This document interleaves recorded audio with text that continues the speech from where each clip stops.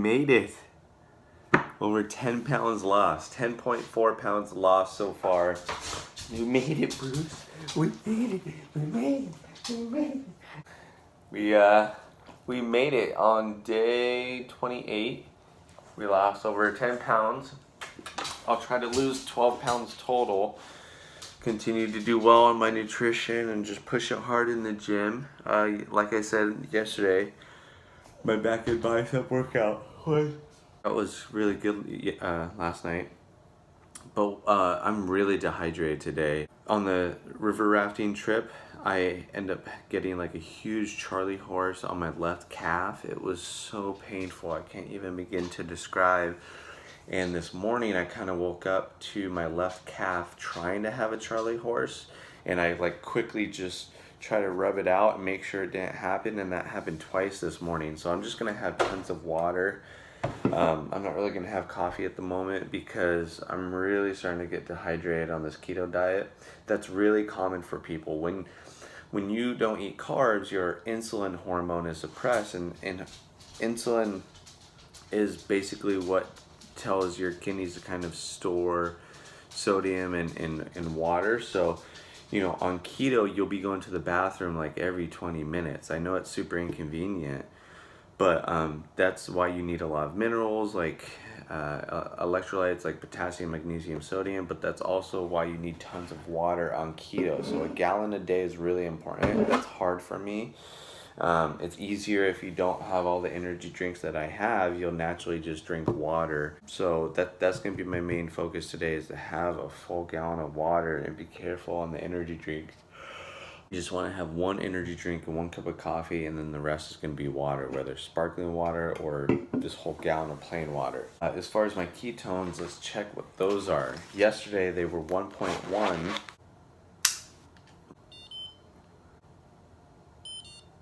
1.4. They're doing great. I've just been doing a good job at kind of getting more vegetables in my diet, which means I'm having less protein, and I'm able to have more fat through macadamia nuts, MCT oil, and coconut oil, and all these different things. So anyways, I'm gonna have some water here and then get ready for the morning, and we'll see if I end up fasting for a long period of time or not.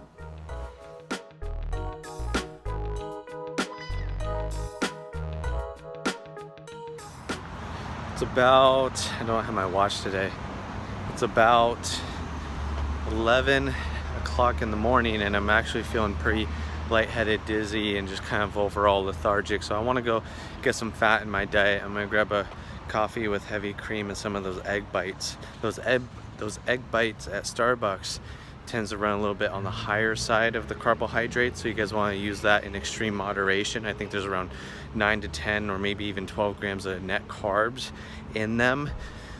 But since I am working out today and I'm feeling pretty lethargic, I think I'll be okay with my ketone levels. But I'm also going to have that coconut pack as well.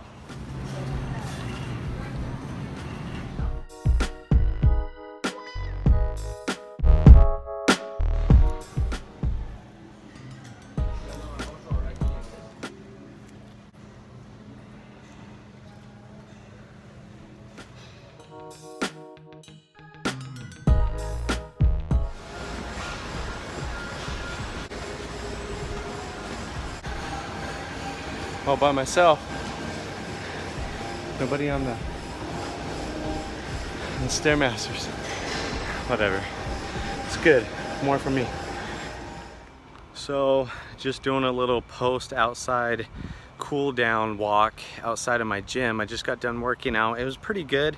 I did 30 minutes of cardio like always, a split between the adaptive motion trainer, aka AMT, as well as the Stairmaster. My legs are just so sore. I'm like limping everywhere, but I still made it through my cardio even though I didn't want to. And one thing I've noticed is if I do 30 minutes of cardio before my weight training session, my workouts go so much better. My muscles are so much more warm and elastic, and I feel a little bit more flexible, so I can push it harder on the stretch or the contraction, whatever it may be what I'm working out. So pretty good. And I don't really have a busy day, which is great. It gives me a lot of time to reflect and kind of focus on my goals. I know that a busy life, whether you're dealing with kids, work, marriage and relationships, whatever your responsibilities are, I know that can cause a stressful life, and stress is the #1 reason why people end up kind of resorting to food to make themselves feel better, or at least in that moment. But really it just causes depression, it causes mood swings, which affects everything in their life, whether it's work, marriage, or being a bad parent, whatever it may be. So that's why this eating healthy and all of the exercise and everything we've been doing over the last 28 days is so important, not just short term but long term as a lifestyle change, because that's how you end up having the fullest, longest, healthiest life possible, which is from eating healthy, real food. You can't go out to Burger King or get pizza every Friday or anything like that. No matter what you tell yourself, it's just not okay. It's not gonna give you the highest quality of life or increase your longevity. So I'm sure there's going to be some blowback from that comment. A lot of people will say that what I'm doing isn't sustainable, but it absolutely is.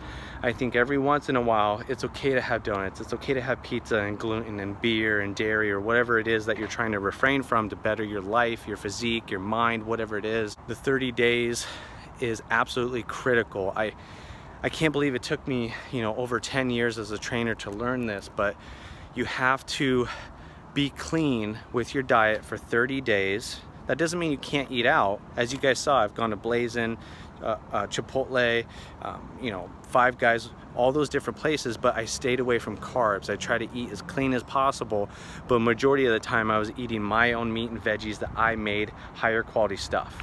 With that being said, I really want you guys to kind of think about making this a priority in your life. And when I say making it a priority, that means you have to make time for your fitness goals. You have to make time for your workouts. You have to make time for grocery shopping. You have to make time to cook and clean and do all the daily dishes that could wear you down and cause you to eat out for the convenience factor. Not necessarily because of the taste or because you needed it, but just because you wanted to be lazy. You wanted that break where you didn't have to cook, clean, grocery shop, think about what you're gonna do. And remember, this is coming from a person with a compulsive overeating disorder, a person that had a huge sugar addiction and was a binge eater. Every excuse in the book, you can name it, I came up with it. Whether you're a CEO of a company that's traveling to the East Coast and West Coast back and forth every weekend, whether you're a doctor or a nurse who have trained a lot of those people, whatever your excuse is, you need to cut it out.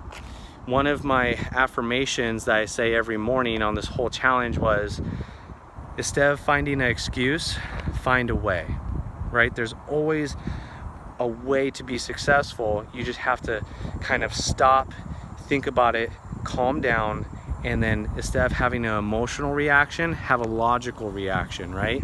So if I left my meals on my table at home, I would say, shit, what am I gonna do? I'm stuck at work, it's too busy, I don't know what I'm gonna do. There's not Five Guys or Chipotle or anybody around me.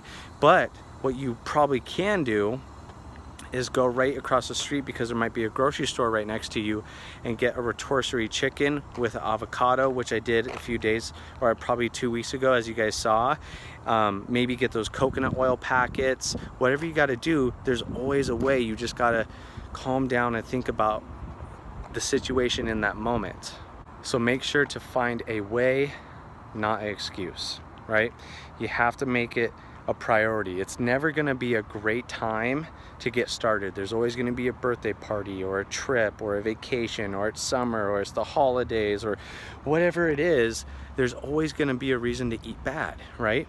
There's always gonna be temptations. So what you have to do is just start now, make all those little sacrifices, right?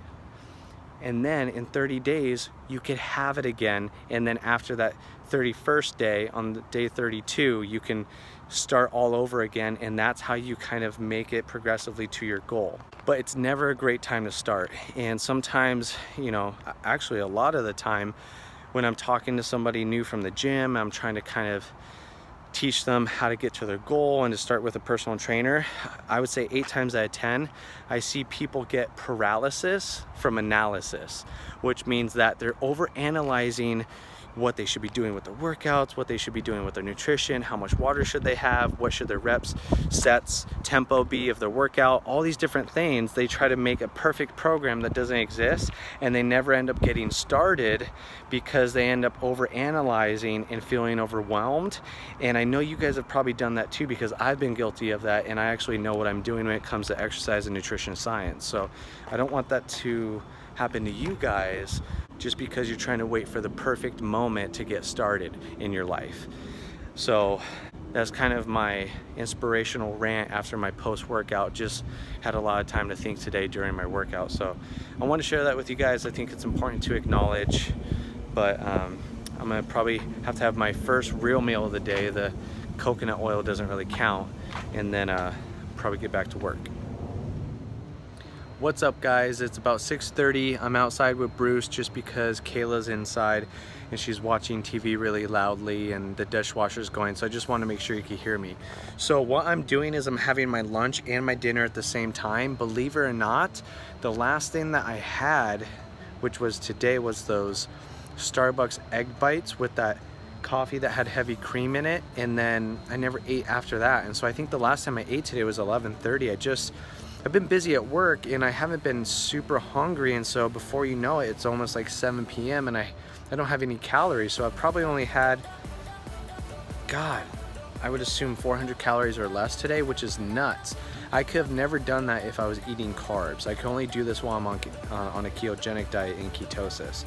And even though I'm hungry right now and I want to eat this, it's not like I was 30 days ago where I'm starving and I'm having uncontrollable cravings where I can't think logically and I just make an emotional decision where I'm like, fuck it, I have to stop at McDonald's and just eat, you know, anything as long as it's something. So I just want to share that with you guys. That's some of the big changes that happen metabolically when you're in ketosis, is you just feel satiated for long periods of time, and that's one of the main benefits, and that's why I push keto on clients instead of, you know, carb cycling or bodybuilding diets that have oatmeal and sweet potatoes or paleo, because when you're fat adapted, you can just control your cravings and feel satiated, so it's easier to eat less and to lose weight.